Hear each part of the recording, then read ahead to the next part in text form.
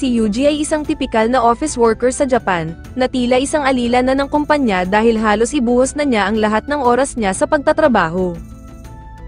Subalit nagbago ang lahat ng ito nang magising siya sa isang kakaibang mundo kasama ang mga slime, at naging ganap na pinakamalakas na sage at monster tamer.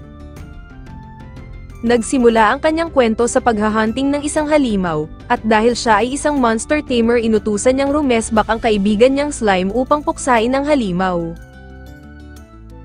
Sa lungsod ng Fastan, ang adventurer na si Gale ay nagbahagi ng kwento tungkol sa slime na kayang bumuga ng apoy, subalit hindi siya pinaniwalaan ng kanyang mga kasamahan. Hanggang sa dumating na si Yuji at kasama ang kanyang slime, sinabi niya sa receptionist na si Lily na tapos na ang kanyang quest, at nagulat ang lahat ng iniluwa ni Sura ang napakaraming mga dried flowers. Agad na tinawag ni Lily ang branch manager na si Aegis, sinabi nito na bibilhin niya ang lahat ng bulaklak na galing kay Yuji, ngunit biglang dumating ang isang adventurer at nagulat na may mga namataang usok sa kagubatan, at pinaniniwalaan niyang dahil ito sa pagsalakay ng mga halimaw. Sa pamamagitan ng pakikipag-usap ni Yuji sa kanyang mga slime na nasa gubat, nalaman niya ang mga grupo ng mga halimaw kung saan ito magmumula. Inatasan ni Aegis ang mga adventurer at mamamayan na lumikas na sa bayan, subalit iminungkahi ni Yuji na gamitin ang Dragon Bone upang makalikha ng apoy na pipigil sa mga sasalakay na halimaw. Bagamat ang bawat isa ay may pag-aalinlangan sa sinasabi ni Yuji, lumapit pa din si Gale at tinitigan si Sura, at sinabi sa lahat na makakaasa sila sa pinaplano ni Yuji. Bago lumubog ang araw, ang lahat ay abala na sa paghahanda para sa pagsalakay ng mga halimaw. Si Yuji naman ay nakipag-ugnayan kay Proud Wolf upang kamustahin ang sitwasyon sa kagubatan. Nang makarating na si Yuji sa kanyang pwesto, nagsimula na ring pigilan nila Gale ang unang bugso ng mga halimaw, at saka pinakain ni Yuji ang Dragon Bone kay Sura. Ginamit ni Yuji ang kanyang spell recreation upang simulan na ang kanyang pagsusuri. Nakausap naman niya si Dryad at may nakita itong kahina-hinalang tao. Natuklasan nila na ang lalaking ito ay naghuhulag ng pulang bato at dito niya tinatawag ang mga halimaw, kaya naman iminungkahi ni Yuji kay Dryad na may teleport ang mga slime, at saka hinuli ang kahina-hinalang lalaki, at agad na naidispel niya ang sumpa sa pulang bato. Dahil wala nang magawa ang lalaki nagpakamatay ito gamit ang lason, samantalang si Proud Wolf ay nakarating na sa unahan ng bayan, kaya naman inutusan ito ni Yuji na tulungan siyang maipadala ang mga slime sa grupo ni Gale, nang sa ganun ay matulungan nila ang mga ito sa pakikipaglaban sa mga halimaw. Gumamit si Yuji ng transfer spell upang ipadala ang mga slime, at nang matalo nila ang mga halimaw lalong lumakas ang pananalig ni Gale kay Yuji. Binabalak ni Yuji na gumawa ng isang barrier spell upang proteksyon nila sa gagawin niyang Dragon Fire. Ipinagutos niya kay Lily na sabihin kay Aegis na palikasin ang lahat pabalik sa bayan. Agad na inutos ni Aegis na pumasok na ang lahat sa bayan, subalit si Gale at Rezen ay nakaharap ng isang higanteng halimaw. Sa kabutihang palad dumating si Proud Wolf at inatake ito at saka dinala ang dalawa papasok ng bayan. Wala nang inaksayang panahon si Yuji at agad na nagcast ng spell barrier sa buong bayan ng Fastan, at saka ginamit niya ang napakalakas na apoy na halos tumupok sa lahat ng halimaw sa labas. Hindi makapaniwala ang lahat na magagawa ito ng isang monster tamer lamang, habang si Yuji naman ay nakatanggap ng ulat na mayroon pa ring mga halimaw na natitira. Kahit na halos maubos na ang kanyang mana, nagtayo pa din si Yuji ng spell barrier at sinumulang lipulin ang mga natitira pang mga halimaw. Sa pagkaubos ng mana ni Yuji nawalan siya ng malay, at nagising siya sa isang silid kasama si Lily. Sa kabilang dako, si Aegis ay nag-iimbestiga kung saan nasawi ang salarin kanina, habang si Yuji naman ay hinainan ni Lily ng sopas at sa labas ay naririnig nila ang pagdiriwang ng lahat ng tao. Nagpasalamat si Lily sa kabayanihan ni Yuji, at tinanong siya kung bakit niya iniligtas ang bayan gayong wala naman siyang kaugnayan sa mga tao dito. Dahil dito naalala ni Yuji ang nakaraang buhay niya noon, at di nagtagal nilisan niya ang bayan ng walang nakakaalam, at pinili niyang hindi na magdulot ng eksena sa mga tao. Kinabukasan, nakita ni Lily ang lalagyan na ginamit ng salarin at ibinahagi ni Aegis na may hinala na siya kung anong organisasyon ang nasa likod nito, samantalang si Yuji ay nakarating na sa susunod niyang destinasyon. Nang makarating sila Yuji sa lungsod ng Kilia, hiniling ng mga alaga niyang slime na bumili siya ng karne para sa kanilang kakainin ngayong araw. At habang sila ay kumakain, narinig nila ang tunog ng kampana mula sa simbahan, at sinabi ng tindero na naroon daw ang sikat na pari mula sa Central City. Kinalaunan, nagpas siyang magparehistro si Yuji sa isang adventurer guild sa bayan ng Kilia. Sa una ay nag-aalangan ang receptionist na tanggapin siya sapagkat isa lamang siyang tamer, ngunit pinayagan din naman siya nito nang malaman na angkop siya para sa mahihirap na gawain. Habang tumitingin si Yuji ng mga quest, nilapitan siya ng 3 adventurer, isa dito ay si Lisa at hinikayat siya nitong sumali sa kanilang grupo, subalit may pag-aalinlangan pa din si Rhodis sa ating bida dahil isa lamang itong tamer. Agad na binara ni Tina si Rhodis, dahil may balitang lahat ng nagiging kagrupo nito ay palaging nawawala, at kung hindi papayag si Rhodis na hindi pasalihin si Yuji ay tatanggalin nila ito, kaya't sa huli ay pumayag din si Rhodis. Ang kanilang misyon ay hanapin ang isang Earth Dragon, at nang sila ay patungo na sa kanilang destinasyon, inutusan ni Yuji si Proud Wolf at ang mga slime na mag-scout sa kanilang dadaanan. May namataan si Proud Wolf na mga halimaw kaya't agad niya itong inulat kay Yuji. Sinabi ng ating bida sa kanyang mga kagrupo na may mga halimaw sa daan 2 kilometro ang layo. Nanguna si Rhodis papunta sa mga halimaw, at bago pa makaatake si Yuji naunahan siya ni Rhodis at ito ang tumapos sa buong grupo ng mga halimaw, at namangha sila sa kakayahan ni Rhodis. Kinagabihan nagpa siya silang magpalipas ng gabi sa tabi ng ilog, tinanong nila Tina at Lisa kung paano natuto si Yuji ng scouting ability, pahayag ng ating bida na wala sa kanyang nagturo at natutunan lamang niya ito ng mag-isa. Subalit sumingit si Rhodis at sinabing kailangan na nilang magpahinga, at inatasan niya ang bawat miyembro na maghalilihan sa pagbabantay sa kanilang pagtulog. Bumalik ang eksena sa nakaraan, pagkatapos ni Yuji magising sa bagong mundo na diskubre niya ang kanyang mga stats, at ang isang slime na nagdala sa kanya sa bahay ng isang grimoire. Pagpasok niya sa loob, tumambad sa kanya ang napakaraming slime at lahat sila ay gustong maging amo si Yuji. At nang matame niya ang mga ito, mabilis na lumawak ang kanyang kaalaman dahil ang mga slime na ito ay pinag-aralan ang lahat ng kaalaman sa mga libro, at ito ang nagbukas kay Yuji upang maging ganap na sage. Ginising si Yuji ng kanyang mga slime at sinabing si Rhodis ay tumakas sa pagbabantay nito, at ipinaalam din sa kanya na pati sila Tina at Lisa ay nawawala. Ang dalawa pala ay palihim na sumusunod kay Rhodis dahil hindi nila maiwasan ang maghinala dito. Subalit nakaramdam si Rhodis at sila Tina at Lisa ay naghahanda na sa posibleng laban, ngunit ang slime ni Yuji ang inatake ni Rhodis at mabuting binaliwala lamang nito. Nang makarating si Rhodis sa kanyang tunay na kuta, ipinaalam nito kay Tatang na meron silang 2 dalagitang mabebenta bilang alipin, at dito napag-alaman ni Yuji na ito ang dahilan kung bakit nawawala ang mga kakampi nito. Sinubukan ni Tina at Lisa na tumakas subalit aksidenteng napatid nila ang alarma, mabuti na lamang ay nagkunwari sila Proud Wolf at ang mga slime na malaking halimaw, upang mapuko ang atensyon ng mga bandido sa kanila, at sa huli ay nagdesisyon ang leader nila na umatras na lamang. Dito na nagplano si Yuji na gumawa ng aksyon, at ang kanyang mga slime ay pinalibutan ng kuta nila Rhodis at sabay nagcast siya ng ranged frost, kaya tuluyang nagyelo ang buong kubo ng mga bandido. Pagkatapos nilang mahuli ang leader ng bandido, nakilala nila Lisa ito bilang si Gelios, isang notorious na kriminal sa lugar na ito, at dahil malalim na ang gabi napagpasyahan nilang magpahinga muna, at nagulat sila Tina at Lisa dahil ang mga slime ni Yuji ang naghanda ng kanilang matutulugan. Habang mahimbing ang tulog ng dalawa, naalala ni Yuji ang sinabi ni Gelios tungkol sa Blue Moon of Salvation, na pagtanto niyang may kinalaman ang grupo nito sa pag-atake ng mga halimaw sa Fastan, at palaisipan pa din sa ating bida ang sinabi ni Gelios na kalamidad. Habang sila Yuji ay naglalakbay, isang malakas na ihip ng hangin ang sumalubong sa kanila. Sinabi ni Tina na malapit na sila sa Delight Canyon at may sabi-sabi na ang hangin na nanggagaling dito ay mula sa isang Earth Dragon.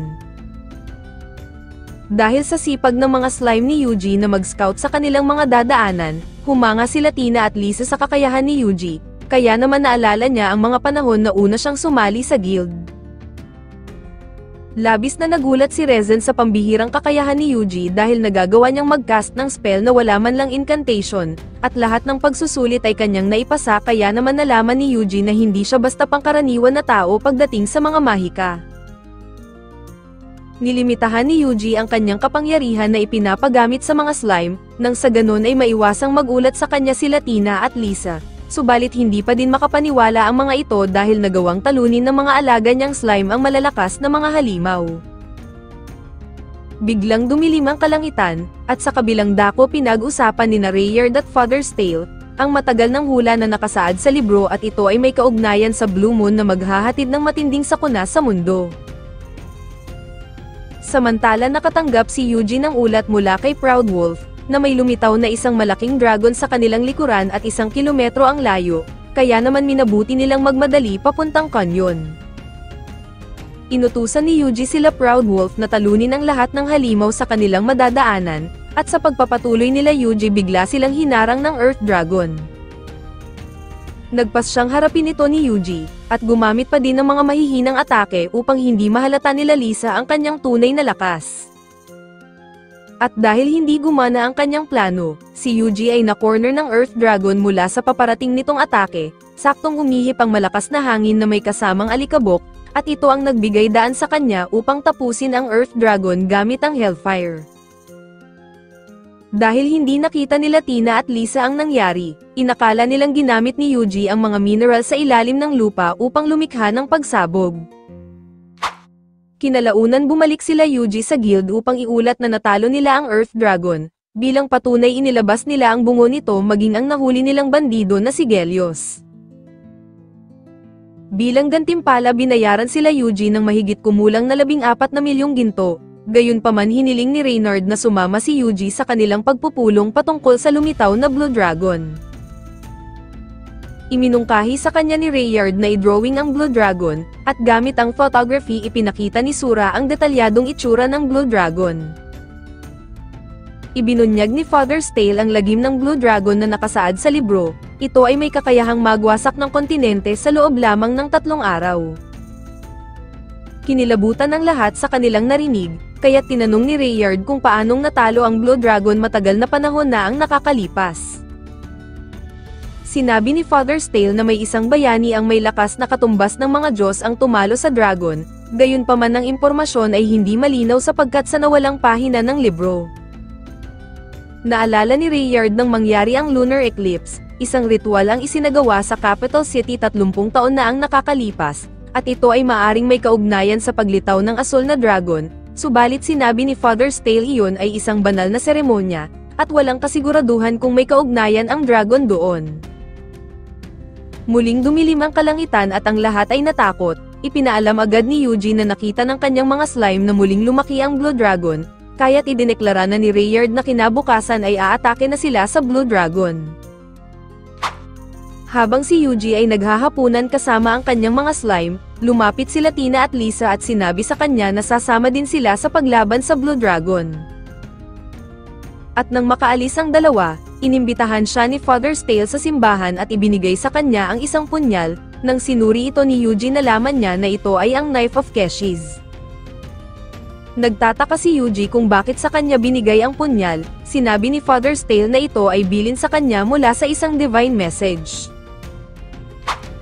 Bago matulog si Yuji, nangangamba siya dahil maraming tao ang masasawi sa kanilang kahaharapin, kaya naman naalala niya ang mga sinabi ni Rezen at nagdesisyon na lalabanan niya ang dragon ng buong lakas.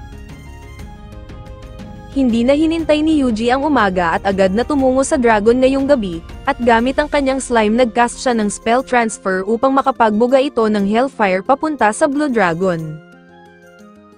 Subalit walang epekto ito sa Blue Dragon, at lalo lamang nagalit ito at nagpakawala ng mga laser sa paligid. Mabuti na lamang ay nagawa ni Yuji na makadepensa. Napansin ng slime ni Yuji na lalo pang lumalaki ang Blue Dragon, kaya nagdesisyon si Yuji na gamitin ang Knife of Keshiz at lumapit upang makakuha ng tamang posisyon.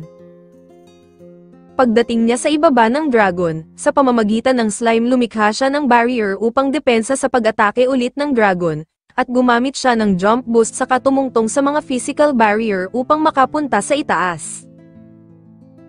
Binaon niya ang punyal sa mata ng dragon, at saka nagpakawala ng hellfire sa dulo ng punyal at matagumpay niyang napinsala ang dragon. Subalit hinampas siya ng buntot ng dragon, napansin niya na mauubos na din ang kanyang mana at ang halimaw na ito ay hindi na siya binigyan ng pagkakataong bumangon, at patuloy na bumubuga ng asul na sinag sa ating bida. Sa mga oras na ito limitado na ang magiging galaw ni Yuji, kaya naman naghintay siya ng tamang pagkakataon, at nang tumigil ang dragon nagcast siya ng divine spell na talaga namang nagpabagsak dito. Tinawag niya si Proud Wolf upang siya ay mabilis na makalapit sa halimaw, at muling binaon ang punyal at tuluyan niyang pinugutan ang ulo ng dragon gamit ang hellfire. Kinabukasan binalita ni Rayard kay Yuji na umalis na si Father's Tale sa bayan, dahil nakatanggap daw ito ng banal na mensahe na napatay na ang Blue Dragon. Gayunpaman, sinabi ni Rayard kay Yuji na kung kailangan lamang nito ng tulong, maari siyang umasa ng suporta sa kanilang guild. Nilibre nila Tina at Lisa si Yuji dahil hindi natuloy ang kanilang grupo sa paglaban sa Blue Dragon, gayunpaman tinanong ni Lisa kung anong plano ni Yuji sa susunod. Sinabi ni Yuji na balak niyang magpatuloy sa paglalakbay, iminungkahi ni Lisa na maaari siyang pumunta sa bayan ng Ricardo dahil masasarap daw ang mga pagkain doon. Nagpa siya nang umalis si Yuji at nag-iwan ng slime sa dalawa bilang pag-iingat. Habang sila ay naglalakad sa kagubatan tumawag sa kanya si Dryad at gusto nitong sila ay magkita. Nang magkita sila ni Dryad, pinakita sa kanya nito ang mga mushroom na tumubo. Ito ay galing sa dugo ng Blue Dragon na pinatay ni Yuji kagabi. Ipinaliwanag sa kanya ni Dryad na ang mga mushroom na ito ay pwedeng gawing potion na kayang mag-restore ng mana, kaya inutos ni Yuji sa mga slime na kumuha ng mga kabute. Sinubukan ni Dryad gumawa ng potion gamit ang blue mushroom, subalit bigo siya dahil nagiging pula ito pagkatapos isalin. Iminungkahi ni Yuji na idaan ito sa distillation process, kaya naman gumawa siya ng distiller at water purification slime upang maging mas concentrate ang solution. Namangha si Dryad sa kaalaman ni Yuji, at naalala niya ang una nilang pagkikita. Doon natagpuan siya ni Yuji sa isang puno at sinagip siya sa pamamagitan ng mana transfer. Napag-alaman nila na ang pulang bato ay ang sumisipsip sa enerhiya ng kagubatan, at saka pinatay niya ang mga halimaw na galing dito. Bilang pasasalamat lumikha si Dryad ng mga bulaklak para kay Yuji. Napansin ni Yuji na kakulay ng redstone ang nagawa ni Dryad na potion. Ipinaliwanag ni Dryad na maaaring ang redstone ay naglalaman ng dragon grace, at ito ay nakukuha lamang sa mushroom na galing sa bangkay ng dragon. Ipinaalam ng mga slime na tapos na ang pagdestil nila ng solution, at naging masaya si Dryad dahil matagumpay silang nakagawa ng mana potion.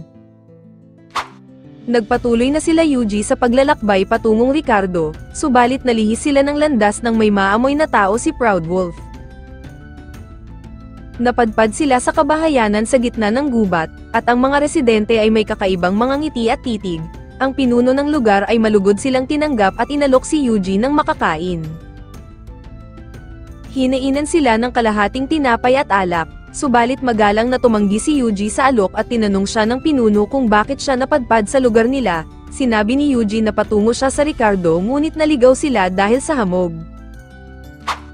Kinalaunan ay nakaalis na din sila Yuji, at hindi pa din mawala sa isip nila ang baryo na iyon dahil kakaiba ang mga tao at malungkot ang paligid.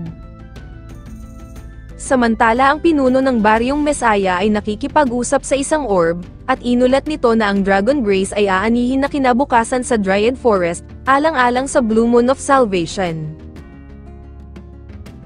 Nang makarating sila Yuji sa Ricardo, hindi nila inaasahang sobrang lamig ng panahon kaya gumamit si Yuji ng insulation barrier upang panlaban sa ginaw. Nalaman niya sa mga tagapagbantay na may bagyong tumama sa kanila 10 araw na ang nakakalipas. Nang tanungin ang kanyang sadya, sinabi ni Yuji na napabisita siya sa Ricardo upang mag-food trip. Nirekomenda sa kanya ng guard na bisitahin ang Tiger's Flame Pavilion, ang pinakasikat na kainan sa bayan ng Ricardo, subalit pagdating nila doon humingi ng punmanhin ang receptionist na sarado ang restaurant dahil sa kakulangan ng panggatong. Dahil desidido si Eugene na matikman ang kanilang mga luto, siya na mismo ang nagboluntaryong kumuha ng mga panggatong para sa kanilang pagluluto. Inilabas ni Yuji ang palakol at nagdagdag ng konting mahika, naputol niya ang maraming puno sa isang was-iwas lamang. Sumunod ay inatasan niya ang kanyang mga slime na gumamit ng slime moisture absorption. Matagumpay nilang napatuyo ang mga kahoy at dinala na ito sa restaurant. Sinuri ng chef ang kahoy niyang dala, subalit hindi nito nagustuhan dahil masyado itong tuyo kaya naman inutusan niya si Sura na basain ito upang makuha ang panggatong na tamang-tama. Namangha ang chef nang muling suriin ang panggatong, kaya agad nitong sinubukan ang mga kahoy at pumasa nga sa pamantayan nito, kaya ibinigay na din ni Yuji ang isang damakmak na mga panggatong. Hindi na nagsayang ang chef ng oras at agad nang pinagluto si Yuji, siya ay pinaghanda ng chef ng special na steak, at nang matikman ito, parang feeling niya ay abot langit ang lasa nito. Matapos niyang kumain, sinabi ni Yuji na siya ay babalik bukas upang matikman pa ang ibang delicacy ng restaurant, subalit sinabi ng babae na may problema din sa panggatong ang buong bayan. Kaya naman nagboluntaryo ulit si Yuji, at nangakong siya ay babalik kinabukasan. Pagdating ni Yuji sa guild kinuha niya ang firewood quest at pinayagan naman siya ng receptionist, at agad na siyang pinatungo sa pinakamagaling na lumberjack sa bayan. Sinabi sa kanya ni Wadka kung gaano katindi ngayon ang pangangailangan ng bayan ng Ricardo sa panggatong, kaya naman tinanong ni Yuji kung bakit hindi sila magpatulong sa katabi nilang baryo. Sinabi ni Wadka na matagal nang abandonado ang baryong Mesaya, kaya naman napaisip si Yuji nang marinig ito, at nang subukan ni Wadka ituro ang trabaho bigla na lamang pumutol si Yuji ng napakaraming puno. Nagulat si Wadka sa kayang gawin ni Yuji hanggang sa pagpapatuyo ng kahoy gamit ang mga slime, kaya't makalipas ang isang oras, napakaraming naipon ni Yuji at dinala na nila ang mga nakolektang kahoy sa guild. At dahil wala ng espasyo sa loob ng guild, inilagay ni Yuji sa labas ang 5 toneladang kahoy na nakuha ng kanyang mga slime, at pinagpatuloy ang pagpuputo ni Yuji hanggang hapon habang ang dalawa niyang kasama ay hindi makapaniwala. Kinabukasan pinaghanda sila Yuji ng Angus cattle stew, at sa unang pagtikim niya nito sumabog ang kanyang kamalayan, at ito na ata ang pagkaing hindi niya malilimutan sa habang buhay. Nais ulit matikman ni Yuji ang putahe na ito, subalit sinabi na ang damo na pampalasang ginagamit dito ay ubos na, at nakukuha lamang ito sa lugar na sinasalanta ng halimaw. Agad nang pinatungo ni Yuji ang kanyang mga alaga sa nasabing lugar, at ang lahat ay ganadong hanapin ang isang halimaw. Sinabi ni Yuji kung saan naninirahan ang ganitong klaseng halimaw, hanggang sa nakainkwentro sila ng isang greedy boar. Agad na nilang tinodes ang halimaw at umabot pa sa 50 ang kanilang mga napatay, subalit isang misteryosong orb ang natagpuan ng mga slime at kanilang inimbestigahan ito. Naramdaman ni Yuji na may kaunting mahika ang nanggagaling dito, napagtanto niya na isa itong Dragon Grace na sumisipsip ng enerhiya mula sa kagubatan. May hinala si Yuji na ang mga orb na ito ay may kinalaman sa paglamig ng lugar dito, kaya naman kanya itong sinira at inutusan ang kanyang mga slime na maghanap pa. Natuklasan ni Yuji na mahigit 100 ang bilang nito at nagkalat ng pabilog sa kagubatan, wala mang napapansing kakaiba ang kanyang mga slime, subalit ramdam ni Yuji na may kahina-hinala sa kagubatan. Dali ang pinalikas ni Yuji ang kanyang mga alaga sa kagubatan, at kahit na mabigat kay Dryad ang gagawin ni Yuji, pumayag pa din itong pasabugin ng ating bida ang kagubatan. Nagcast ng Hellfire si Yuji upang masira ang gitna ng kagubatan, at sa pagkawala ng usok, pinuntahan nila ito upang imbestigahan at natuklasan nila ang isang kakaibang lagusan. Nang matuklasan nila Yuji ang lagusan, nagdesisyon siyang imbestigahan ang underground at inutusan niyang manatili si Proud Wolf at Dryad sa itaas para sa kaligtasan ng mga ito. Sa kanilang paggalugad ng lugar, nakita nila ang isang napakalaking modernong makina at ang mga posibleng magic stone kaya hinala ni Yuji na isa itong pagawaan ng mga redstone. May dumating na 2 tao upang suriin ang nasirang makina. Pagkaalis ng mga ito inutusan ni Yuji ang mga slime na sundan ang mga ito, at gumamit siya ng invisibility upang hindi sila makita. Ipinaubaya ni Yuji sa kanyang mga slime ang pag-imbestiga sa ilalim, hanggang sa nakarating ang mga ito sa isang pintong bakal at inutusan sila ni Yuji na ibaba ang dalawang lever upang magbukas ang pinto. Habang patuloy sila Yuji na sumusunod sa mga slime, nagulat sila nang bumalik lamang sila sa baryong Masaya at ang kanyang mga alaga naman ay lumabas din lang sa loob ng baryo. Natagpuan ng mga slime ang grupo ng mga kulto na hinihinalang miyembro ng Blue Moon of Salvation, at naroon ang kanilang pinuno na nakausap din ni Yuji kamakailan. Narinig nila Yuji na Source of the Curse ang tawag nila sa makinang gumagawa ng mga redstone, at ang pinuno ng mga kulta ay nagpatawag ito ng isang pagpupulong sa lahat dahil sa problemang kinakaharap nila. Hinala ng pinuno ng baryo na ang dahilan ng pagkasira ng Source of Curse ay isang bumagsak na bulalakaw, at nag-utos ito sa lahat ng miyembro na kolektahin ang mga natitirang orb sa kagubatan at patayin ang sino mang makakakita sa kanila. Naalarma si Yuji nang marinig ito at nag-utos sa mga slime na palibutan ang baryo, habang sila Sura naman ay naatasang magsiyasat sa loob upang alamin kung may ibang tao na hindi kasapi ng kulto. Subalit nalaman nila na puro kulto lamang ang nasa baryo, at sa pagpapatuloy ng pagsisiyasat, natagpuan nila ang isang silid-aklatan. Pinakolekta ni Yuji ang lahat ng aklat at dokumento na maaring ebidensya, habang ang ibang slime naman ay nakahuli ng dalawang kulto ngunit agad na nagpakamatay din ang mga ito. Gayunpaman ang mga slime ay nakahanap ulit ng pintong bakal at ayaw ding bumukas, hanggang sa napansin nila na ang mga kandila ay konektado sa pinto, kaya gumamit si Yuji ng hangin upang mamatay ang mga kandila at tagumpay na bumukas ang pinto.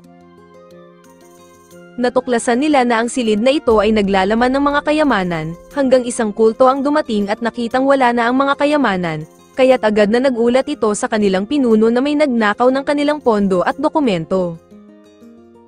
At sa mga oras na iyon hindi na din nila makausap ang ilang pa nilang mga miyembro, kaya't naghinala na ang pinuno na ang lahat ng nangyayari ay pakana ng isang tao. At dahil wala na silang magagawa upang pigilan ang mga nangyayari, sinabi ng pinuno na kailangang ma-activate ang cleansing fire upang masunog ang buong kagubatan kasama na ang baryo, nang sa ganon ay hindi makatakas ang magnanakaw at maiwasan ang pagkalat ng ebidensya patungkol sa kanila. Upang mapagana ang cleansing fire nagpakamatay ang mga natitirang mga kulto, agad na inutusan ni Yuji ang kanyang mga slime na magsama-sama upang mapalikas niya ito sa baryo. Agad na gumawa si Yuji ng ilang layer ng mga magic barrier upang pigilan ang pagkalat ng cleansing fire, at dahil ito ay may taglay na black fire, pinasundan niya ito ng total isolation array na halos umubos ng kanyang mana. Pinagpatuloy ng ating bida ang pagpigil sa napakalakas na itim na apoy, at hindi alintana ang pagkaubos ng kanyang mana, at sa huli matagumpay niyang napigilan ang sakuna.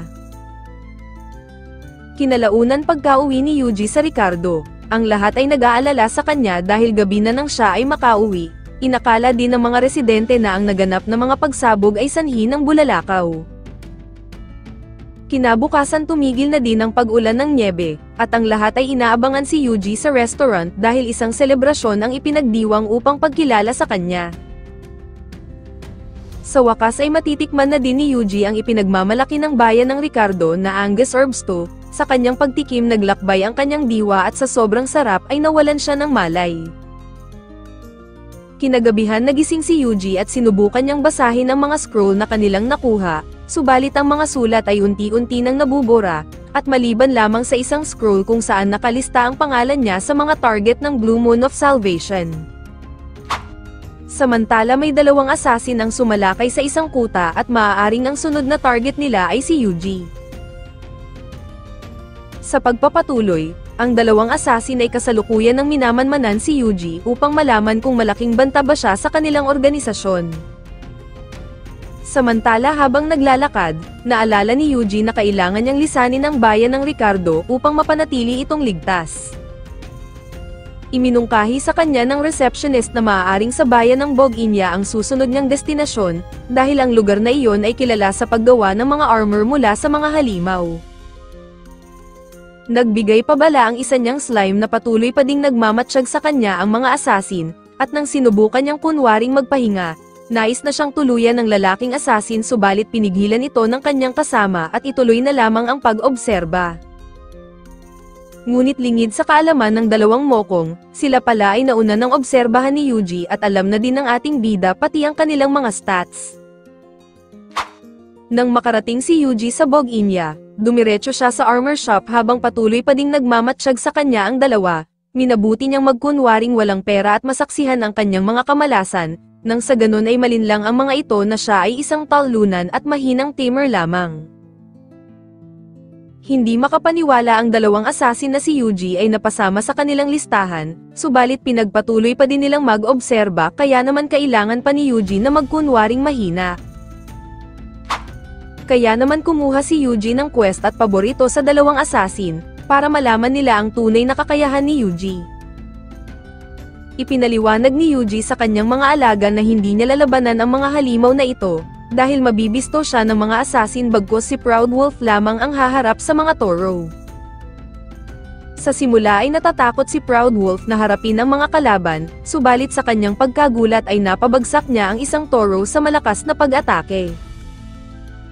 Dahil sa nangyari nagising ang tunay na lakas ni Proud Wolf at naalala ni Yuji ang una nilang pagkikita, siya ay hinarang ni Proud Wolf dati ngunit ginamitan lamang ito ni Yuji ng magical net. Ginamitan ni Yuji ito ng telepathy upang makausap si Proud Wolf, nagmamakaawa at humihingi ito ng pasensya kay Yuji at sa huli ay pumayag itong maging alaga niya. Bumalik sa kasalukuyan, nagdesisyon si Proud Wolf na harapin ang mga natitirang mga Toro ng buong tapang, at nasabi ng mga assassin na baka ay may potensyal na lakas si Yuji. Gumamit si Yuji ng heal sa mga Toro para magmukhang hindi kayang talunin ni Proud Wolf ang mga ito, subalit nagtagumpay pa din si Proud Wolf, at kaya naman sa pangalawang pagkakataon ginamitan na ni Yuji ang mga Toro ng heal at buffs. Napangunahan ulit ng takot si Proud Wolf kaya naman nagpas siyang tulungan siya ni Yuji, subalit nagkaroon ulit ng lakas ng loob si Proud Wolf at tumanggi sa tulong ni Yuji, pinatunayan ng pride niya bilang isang wolf at tagumpay pa din niyang pinabagsak ang mga Toro. Ngunit ang isang Toro ay nagawa pa ding umatake, kaya't aksidenteng napatay ito ni Yuji gamit ang summon ng sword. Sa mga oras na ito nangangamba si Yuji dahil ang mga assassin ay nagsisimula ng maghinala sa kanya. Pinag-iisipan nila kung talaga bang banta si Yuji sa kanilang organisasyon, pero sa huli ay hindi pa din kumbinsido ang mga assassin at iniisip na mahina talaga si Yuji, kaya't nagdesisyon na lamang silang umalis. Nagtagumpay si Yuji na maloko ang mga assassin subalit narinig niya na may sunod pang target ang mga ito. Kinagabihan nagulat ang dalawang assassin sa kanilang master patungkol kay Yuji na alisin na sa listahan. Nalaman din nila ang nangyari sa baryong Mesaya at naniniwala silang ang may pakana nito ay ang isang pari. Kinumpirma na ng mga assassin ang sunod nilang target ay si Father's Tale. Nang marinig ito ni Yuji hindi na siya nagdalawang isip at nagdesisyong unahan na ang mga ito at napatay niya ang dalawang assassin gamit ang Magic Frost. Kinabukasan, bumalik ulit si Yuji sa armor shop at nais niyang magpagawa ng armor para sa mga slime. Dumating ang may-ari na si Gagel at siniyasat ang mga slime ni Yuji. Pumayag ito sa nais ng ating bida subalit mayroon lamang isang problema. Ipinaliwanag ni Gagel kay Yuji ang problema. Hindi siya makagagawa ng armor na aangkop sa mga monster ni Yuji sapagkat masyadong malalakas ang mga ito. Ipinaliwanag niya din na nakabatay ang lakas ng isang monster ayon sa tamer nito. Subalit kung makakakuha si Yuji ng mga Emblem Dragons ay kaya niyang makagawa ng mga armor, pero masyado pa ding malalakas ang mga alaga ni Yuji ay maaaring mabasag din ang armor sa katagalan, kaya naman inirekomenda ni Gagel na kailangan pa din ni Yuji kumuha ng Purple Emblem Dragon dahil mas mataas ang kalidad nito. Sinabi ni Gagel na sa bulkan na iyon naninirahan ang mga Red and Purple Dragon. Tinanong ni Yuji kung mayroon din bang naninirahang Fire Dragon sa bulkan. Kinumpirma ito ni Gagel subalit wala pa siyang nakitang nakapatay ng Fire Dragon dahil sa pambihirang lakas nito. Pumunta si Yuji sa guild at kinuha ang lahat ng quest na may kinalaman sa Red Dragon. Ipinaalam sa kanya ng receptionist na immune ang mga Red Dragon sa mga mahika maliban sa tubig. Bagamat ito ang kahinaan ng dragon hindi uobra ang 1 litro ng tubig para mapatay ang mga ito. Subalit tiwala pa din si Yuji sa kanyang kakayahan at desididong kunin ang quest. Gayunpaman binalaan din siya ng receptionist na kailangan niyang tumawid pa ng ilog papunta sa bulkan, at mayroon ding malaking piranha na kakain sa oras na tinangkamang lumangoy. Ngunit kinuha din ni Yuji ang quest na may kaugnayan sa piranha at sila ay nagtungo na sa bulkan. Nang matunton na nila ang ilog, nakita nila ang isang red slime at dahil ito ay pamilyar sa lugar, nagdesisyon si Yuji na i-tame ito na magbibigay sa kanila ng direksyon. Gumamit si Yuji ng slime net upang hulihin ang piranha. Pagdating ng mga slime sa ibaba ng tubig, nakita ng isang red slime ang isang butas at pinasok ito, subalit sa paglabas nito sumusunod na sa kanila ang napakalaking piranha. Nagawang mahuli ni Yuji ang piranha at saka ginamitan niya ng magic frost, subalit nagawa nitong makawala kaya tinuluyan na lamang ito ni Yuji ng fire spell. Nagpatuloy silang maglakad sa paahan ng bulkan, at doon ay nagsimula silang makakita ng mga red dragon, nang utusan ni Yuji ang mga slime na sumalakay natatakot ang mga ito. Nagdesisyon si Yuji na siya na lamang ang lalaban, ginamitan niya ng water discharge ang isang red dragon at tagumpay niyang napatay ito at nakuha ang emblem. Dahil sa ginawa ni Yuji, naging inspirasyon ito ng mga slime, at kanilang sinalakay ang mga natitirang mga red dragon sa pamamagitan ng water discharge ni Yuji.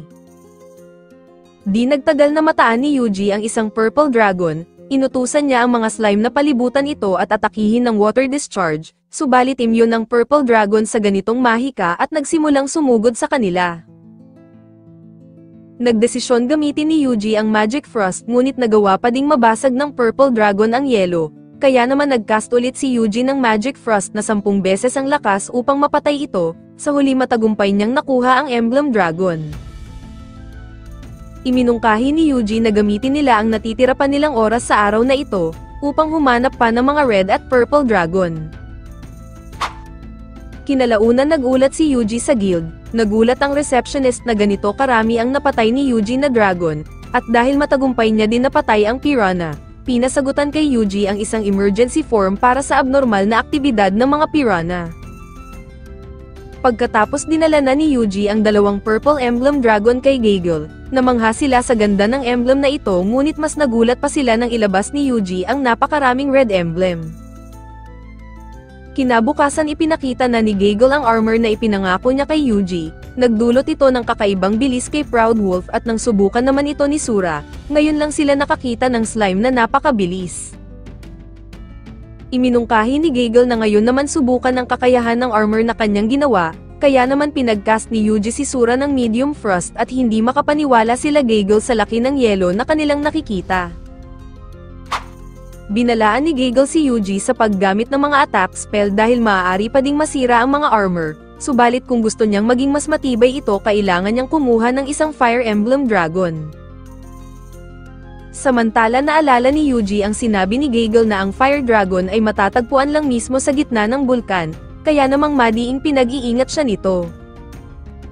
Biglaang nagulat ang slime ni Yuji na ang mga red dragon ay nagsimulang kumilos ng kakaiba. Naalala ni Yuji ang mga halimaw sa Fastan kaya inutusan niya sila Proud Wolf na siyasatin ang bulkan kung may ibang taong naruroon.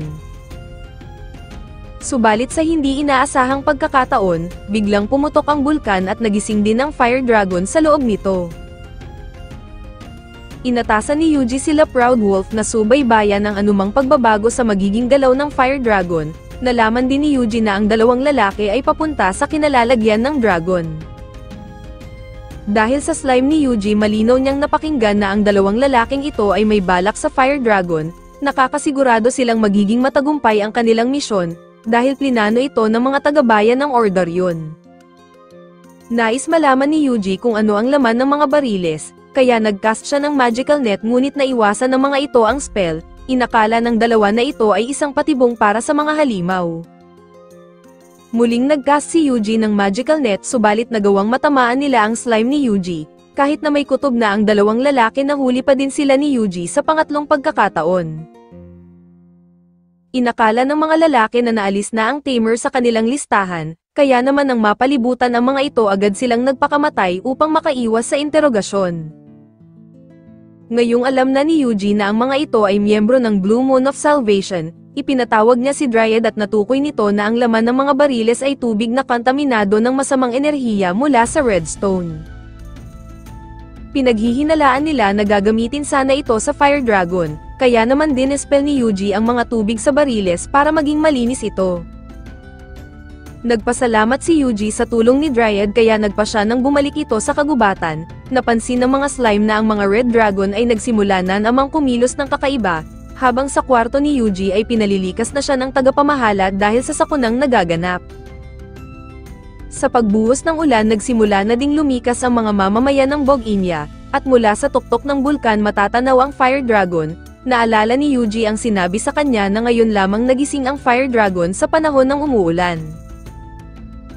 Nagulat ang slime ni Yuji na patungo na ang Fire Dragon sa bayan ng Bog-Inya, at ayon sa tagapamahala ng 50 taon na nang huling nanalasa ang Fire Dragon, at sinunog ang buong bayan ng Bog-Inya.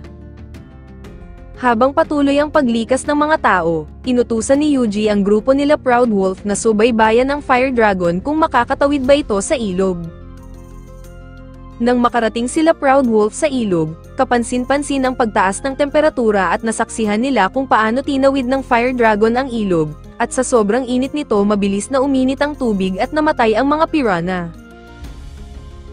Paglagpas ng Fire Dragon sa unang ilog, sinabihan niya sila Proud Wolf na kailangan na nilang harapin ito, at mabilis na nakaabot ang mga alaga ni Yuji sa harapan ng dragon saka siya nagcast ng Magic Frost. Subalit madali lamang nabasag ng Fire Dragon ang tipak ng yelo, at nang bumuga ng apoy ang halimaw tinapatan ito ni Yuji ng 20 times ng Medium Frost, at dahil masyadong delikado ang kalabanin ng dragon agad niyang pinalikas ang grupo ni Proud Wolf sa pangalawang ilog.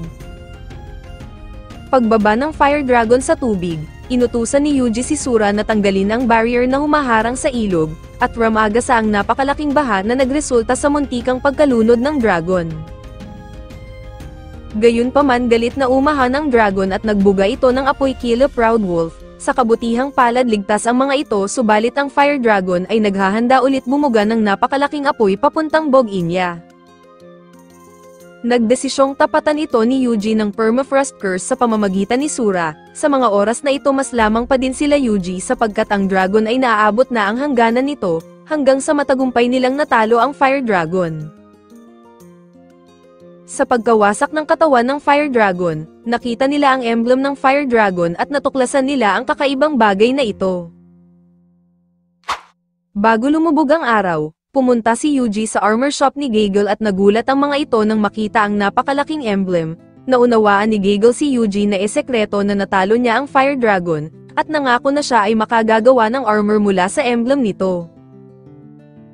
Sumunod naman ay tinanong ni Yuji ang tungkol sa lugar na Ordaryon. Sinabi ng receptionist na prebado ang bayan na ito at wala masyadong impormasyon tungkol dito. Gayunpaman ipinakita na lamang ni Yuji ang device na nakuha niya kanina. Sinabi ng receptionist na isa itong artificial rainmaker. Ang bawat guild ay mayroon nito upang labanan ang araw ng tagtuyot, subalit kahina-hinala ang aparatong ito dahil Burado ang pangalan ng bayan kung saan ito galing. Kinabukasan nakuha na din ni Yuji ang pinagawa niyang armor. Bago umalis na pagkasunduan na lamang ni Yuji at Gagel na esekreto ang patungkol sa kanya, dahil ayaw ng ating bida na maging popular sa publiko. Samantala sa kabilang dako, may isang miyembro ng Blue Moon of Salvation ang sumasamba sa isang aparato at ito ang nagbigay sa kanya ng isang kapangyarihan. Sa pagpapatuloy ng paglalakbay ni Yuji, narating na niya ang bayan ng Ordaryon at dumiretso agad siya sa Adventure Guild. Napansin ni Yuji na mainit siya sa lugar na iyon at bawat kilos niya ay binabantayan ng mga taga roon. Napagpasyahan na lamang ni Yuji na agad nang umalis, sa pamamagitan na lihim na pakikinig ni Sura kumpirmadong miyembro ang mga ito ng Blue Moon of Salvation.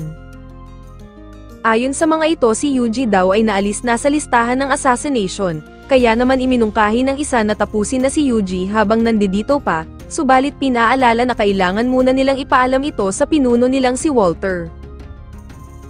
Habang nakikinig si Yuji lumapit sa kanya si Father Stale kasama ang tagapagsunod nito, inimbitahan si Yuji sa simbahan dahil may ibabahagi itong mahalagang impormasyon. Ibinunyag ni Father Stale ang kanyang nakaraan, siya ay nagtatag ng grupo na tinawag na Blue Moon Church. Ang samahan nila na ito ay nabuo upang parangalan ang mga yumaong kasamahan nila na nagbuwis ng buhay para sa kabutihan. Sa pagdaan ng panahon ang kanilang samahan ay lumaki at naging organisasyon, doon na niya nakasama si Walter at dahil ito ay tapat at buo ang pananalig sa Diyos, ginawa niya ito bilang kanyang kanang kamay. Subalit sa kabila ng lahat mayroong masamang hangarin si Walter, kaya't isang araw ay nakatanggap si Stale ng banal na mensahe na buwagin ang kanilang organisasyon, subalit sinaway niya ito dahil mahal niya ang kanyang mga kasama. Makalipas ang ilang araw ang Blue Moon of Church ay inatake at tanging si Father Stale lamang ang nakaligtas. Ang karumal-dumal na nangyari ay pakana ni Walter dahil nabulag ito sa matinding paniniwala ng kaligtasan, kasama ang ibang nagtaksil itinatag nila ang Blue Moon of Salvation. Naglakbay si Father Stale sa Ordaryon upang ibigay kay Yuji ang banal na mensahe. Ito ay isang gabay para kay Yuji upang labanan si Walter sa balak nitong paglipol sa buong mundo. Bagamat malinaw na nakasaad sa banal na mensahe na si Yuji talaga ang sugo, itinanggi pa din ito ng ating bida subalit ipinaalala ni Father Stale na ang makakagamit lamang sa Knife of Keshiz ay ang sugo, kaya naman ipinagdasal ni Father Stale si Yuji sa magiging tagumpay nito. Kinalaunan, tinanong ni Johan kay Father Stale kung bakit hindi niya sinabi kay Yuji ang buong banal na mensahe. Ipinaliwanag ni Father Stale na maaaring talikuran ng ating bida ang kanyang tungkulin kung malalaman nito ang buong katotohanan. Samantala matapos makatanggap ni Walter ng ulat tungkol sa pagpupulong ni Yuji at Father Stale, nagpunta ito sa isang silid at sumamba sa isang aparato na tinawag niyang Diyos. Sa kabilang dako, hindi mawala sa isipan ni Yuji kung siya nga ba talaga ang sugo na sinasabi ng banal na mensahe. Kinabukasan nagpunta si Yuji sa simbahan upang tanungin si Father Stale, ngunit umalis na pala ang mga ito dahil sa importanteng layunin. Tinanong ni Yuji ang kanyang mga slime kung nakita ba nila sila Father Stale, nagulat si Sura na namataan nila ang dalawa na tumungo sa gitna ng kagubatan. Samantala natagpuan nila Father Stale ang isang lagusan sa malaking puno, dinespel ito ni Father Stale upang sila ay makapasok. Doon ay nadiskubre nila ang pangunahing base ng Blue Moon of Salvation. Sa kabilang pangyayari napilitang itim ni Yuji ang isang grupo ng mga slime na maaaring magbigay sa kanya ng impormasyon. Maya-maya, natagpuan na din ni Yuji ang lagusan sa base ng kalaban, nadaspel niya ang buong sumpa sa lugar upang sila ay tuluyang makapasok, habang sila Father Stale naman ay nakapasok na sa loob ng gusali. Sinalubong sila ni Walter at ng mga alagad nito, sinabi ni Father Stale na naparito siya upang sundin na ang banal na mensahe, at ipaglaban ang mga buhay na kinitil ni Walter noon, kaya naman natuwa si Walter sa katapangan ni Father Stale at naghudyat ng isang pag-atake. Nagawang patumbahin ni Father Stale ang mga alagad ni Walter, humanga si Walter dahil naalala niya ang dating lakas ni Father Stale noon, subalit isang magical rope ang naggapos sa kanya at nawalan siya ng malay sa kagagawa ni Johan. Sa pagkagising ni Father Stale nagulat siya nang pinagtaksilan siya ni Johan, napagtanto niya na ginamit siya nito upang dalhin si Yuji sa lugar na ito. Sinabi ni Walter nang naunang madaspel ng sugo ang Redstone, sinubukan nilang hanapin ito subalit hindi nila inakala na malakas pala ito kaysa sa kanilang inaasahan, dahil pinigilan ng sugo ang lahat ng kanilang plano. Gayunpaman, kampante pa din si Walter na magtatagumpay pa din sila sa huli sapagkat papanig sa kanya ang Diyos at makakamit ang mundong kanilang inaasam. Sa kabila ng kahangalan ni Walter hindi natatakot si Father Stale na mamatay ngayon, dahil hindi magtatagal darating ang sugo at ito ang tatapos kay Walter at sa mga plano nito. Binuhay ni Walter ang kanyang mga alagad at naging mga halimaw, bago ipag-utos ni Walter na tapusin ni Johan ang buhay ni Father Stale. Biglang dumating si Yuji at natigilan ang lahat.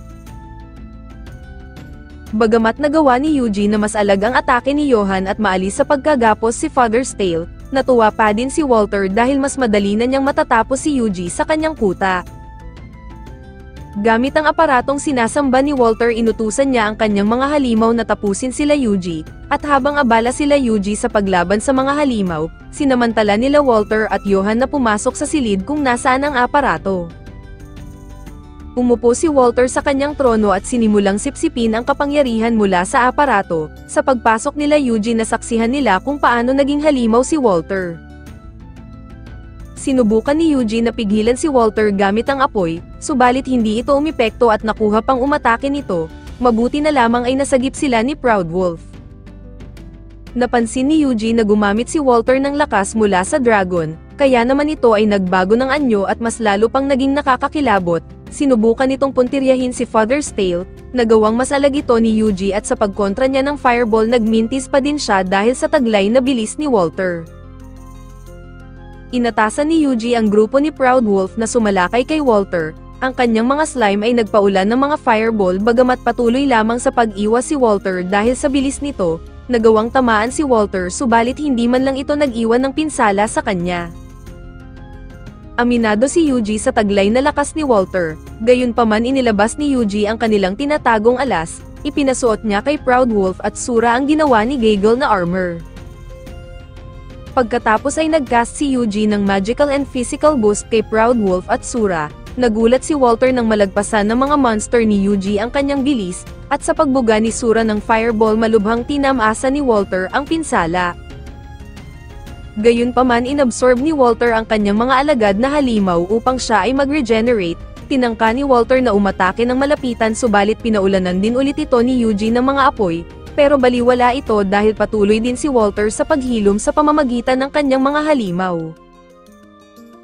Napagtanto ni Yuji na ang klase ng kapangyarihang tinataglay ni Walter ay isa lamang ding sumpa, nagpahabol si Yuji at umatake ng fireball. Sa pagtangkang paghilom ni Walter dinespell ni Yuji ang paa ni Walter at naging bato ito.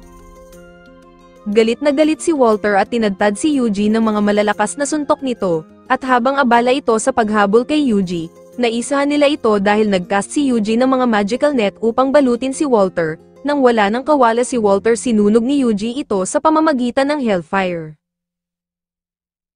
Sa tindi ng apoy ni Yuji nagkalasog-lasog ang katawan ni Walter, at sa mga huling sandali nito masaya pa din ito dahil tiwala ito na matutupad ang pagkalipol ng sanlibutan.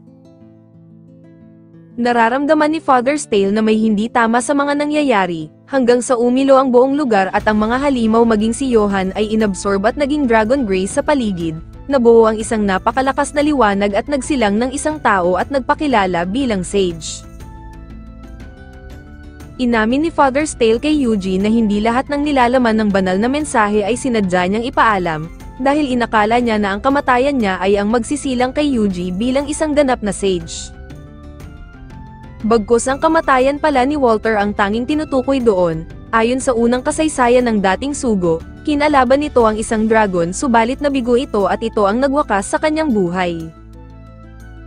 Sinabi ni Father's Tale na ang nakatayo sa kanilang harapan ngayon ay hindi isang Diyos, kundi ito ang magsasagawa ng masamang paglipol sa sangkatauhan. Nagawang maprotektahan ni Yuji ang lahat sa pagsabog, gayunpaman pinaghanda ni Yuji ang lahat ng kanyang mga alaga, at nagcast siya ng maraming buff spell sa mga ito upang salakayin ang Sage sa himpapawid. Pinalibutan ni Yuji ang Sage ng kanyang mga slime, at saka nagpaulan ng mga fireball, subalit lahat ng atake ay nagagawang mas alag ng Sage at pagkatapos ay gumanti ito ng isang Hellfire. Ramdam ni Yuji ang pagbaba ng kanyang mana, iniisip niyang ang Sage ay posibleng naka-infinite mana, pinapunta niya ang mga slime sa itaas at saka nagpakawala ng fireball na 10 beses ang lakas, dahil dito nagawa nilang pabagsakin ang Sage sa lupa.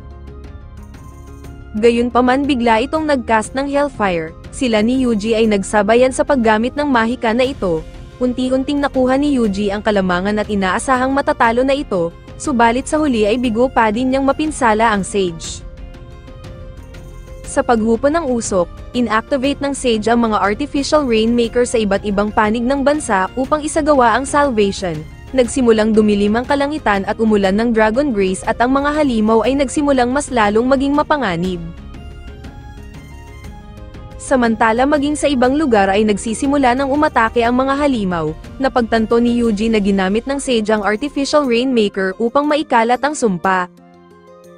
Ikinwento ng Sage na isinakripisyo niya ang kanyang sariling buhay ng kalabanin ng dragon, gayunpaman kahit ilang beses pang iligtas ng Sage ang mundo mula sa hagupit nito, patuloy pa din may umuusbong na panibagong dragon at mas makapangyarihan pa. Napagtanto din ni Yuji na ito ang paraan ng Sage upang putulin ang siklo, at sa pamamagitan ng salvation ng Old Sage ang gagawa ng mismong pagkawasak. Sa kagustuhang isama si Yuji ng Old Sage sa Salvation, binugahan siya nito ng Hellfire ngunit agad din namang naproteksyonan ni Yuji ang sarili, at sila ay nagpalitan ng mga Hellfire na parang isang gera mula sa kalangitan. Nag-report ang slime ni Yuji dahil ang mga halimaw ay nagsisimula ng sumalakay sa mga kabayanan, kaya naman patuloy ding hinaharap ni Yuji ang mga halimaw na ito sa pamamagitan ng kanyang mga slime na naiwan. Nangangamba si Yuji dahil malapit nang maubos ang kanyang mana, subalit nagulat sa kanya si Dryad na ang mga tao sa lahat ng bayan na kanilang binisita, ay mataas ang pananalig sa ating bida at handang ipaglaban ang kanilang mga tahanan. Kaya naman sa pamamagitan ng kanyang mga slime, nag-spell transfer si Yuji sa mga ito upang bigyan ang mga tao ng mga buff spell, nang sa ganun ay mas lalong lumakas sila sa pakikipaglaban. Inabisuhan si Yuji ni Father's Tale tungkol sa panibagong banal na mensahe, na magkakaroon ng eclipse habang nagaganap ang paghuhukom. Nahihirapan si Yuji na malaman ito dahil natatakpan na makapal na ulap ang kalangitan. Gayunpaman ginamit ni Yuji ang mana potion na ibinigay sa kanya ni Dryad, upang bumalik ang kanyang nawalang mana, at gumamit din siya ng mga magic barrier upang makapunta sa taas upang harapin ang Old Sage. Tinanong sa kanya ng Old Sage kung bakit nais ni Yuji protektahan ang mundong ito, hindi malinaw kay Yuji kung anong dahilan, subalit naisip niya ang lahat na naging parte ng kanyang buhay sa mundong ito, kaya't lalaban siya upang manatili ang mundong ito sa kasalukuyang kalagayan. Kaya't nag-cast ang Old Sage ng sunod-sunod na Hellfire. Natatawa ito kay Yuji dahil hindi magtatagal ay maaabot ni Yuji ang limitasyon bilang tao, subalit biglang lumitaw ang Divine Strike kaya naman ginamit ito ni Yuji, at himalang tinabla ng Old Sage sa ataking ito. Paulit-ulit na binagsakan ni Yuji ang Old Sage ng sunod-sunod na Divine Strike, subalit hindi ito sapat upang matalo niya ang Old Sage, kaya inilabas ni Yuji ang kanyang Knife of Keshish sabay ginamitan niya ito ng Divine Strike, sa kalangitan lumikha ito ng eclipse na sinasabi sa banal na mensahe. Tinangka ng Old Sage na ilabas ang kanyang pinakamalakas na atake, subalit gumawa si Yuji ng Magical Barrier at Total Isolation Array upang ikulong sila sa loob nito. Ginamit ng ating bida ang Knife of Keshish laban sa Old Sage at sa wakas ay tuluyang itong natalo. Sa pagkawala ng Old Sage lumiwanag ang buong kalangitan, magkahalong gulat at kasiyahan ang naramdaman ng lahat ng masaksihan ito, habang si Yuji ay hindi makatayo dahil sa sobrang kapagudan. Kinahapunan, nanalangin at nagpasalamat si Father's Tale sa Diyos na patuloy niyang gabayan ang bagong sugo ng henerasyon, at umaasa siyang balang araw ay magkikita ulit sila ni Yuji. Samantala nagpas siyang umalis na sila Yuji sapagkat hindi sila pwedeng manatili sa Ordaryon, dahil patuloy pa ding gumagalaw ang Blue Moon of Salvation. Nagulat sa kanya si Dryad at ang mga slime, na ang bawat bayan ay nagsasagawa ng isang pagdiriwang mula sa tagumpay nila sa mga sumalakay na halimaw. Sa kabilang pangyayari, ang mga miyembro ng Blue Moon of Salvation ay nag-uusap tungkol sa nabigong plano ni Walter. Gayunpaman mayroon pa din silang plano, dahil halos kumpleto na ang bagong aparatong kanilang ginagawa, at sa oras na ito ay ma-activate ito ang papatay sa lahat ng buhay sa kontinente, at ganon din sa Black Dragon of Ruin na una nilang pinakalayunin. Kinabukasan nag-submit si Yuji sa Adventure Guild ng quest na may kaugnayan sa Cannibal Tiger, dahil kagabi ay nakaengkwentro siya ng mga halimaw na ito habang naghahapunan. Dahil malakas at mabangis na mga halimaw ang Cannibal Tiger, inakala ng receptionist na si Yuji lamang ang nakaligtas at ang mga kasamahan niya ay namatay sa laban. Dinamayan si Yuji ng receptionist, kaya naman sinabi ni Yuji na siya lamang mag-isa ang lumaban sa mga halimaw, hanggang sa dumating ang Guildmaster at sinuri ang labi ng tigre. Natuklasan nito na ginamitan lamang ng fireball ang halimaw, kaya naman napagtanto ng Guildmaster na ang kaharap nila ngayon ay ang tamer na sinasabi sa mga balita, na nagligtas ng ilang bayan at pumatay lamang ng 2 legendary dragon. At dito na nagtatapos ang Season 1 ng anime. Like and share naman dyan. Maraming salamat sa palaging panonood.